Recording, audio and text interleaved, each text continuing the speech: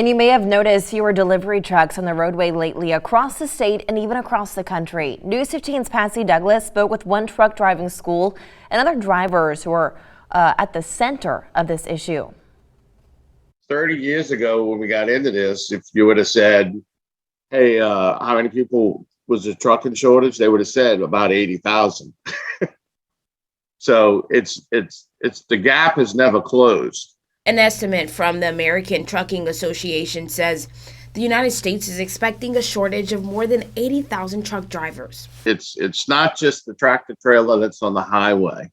It's every single layer of the whole trucking industry, from the guy that's the new pull up for the electrical company, or the guy who's delays potato chips. And truck drivers across the states are feeling this pressure of the shortage more than ever since the COVID-19 pandemic. Local market in my hometown, and there was nothing on the shelves.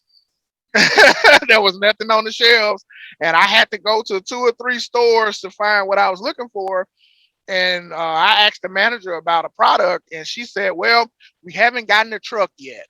So, and that truck probably hadn't gotten there yet. Either that driver is overworked, or he or she is off that day, or, you know, the truck hadn't made it yet because it's probably coming from so far off. It's probably coming across country to deliver that load. Contractor Damon Scarborough says he isn't shocked by the shortage, but hopes it gets better. There's an issue with staying. You know, a lot of guys come in as a recruit and they work a little while and they don't stay because a lot of guys are not, and women, because we have a lot of female drivers too now. So a lot of guys are not used to being away from family for X amount of time. So it gets a little hard being away from family.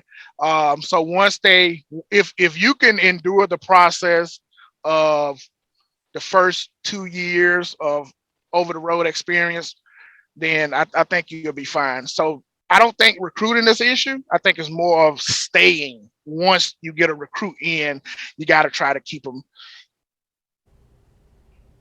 That was News 15's Patsy Douglas reporting. Morales says that only 7% of women are currently in the trucking industry. He's hoping that percentage increases to help with closing that gap in the future.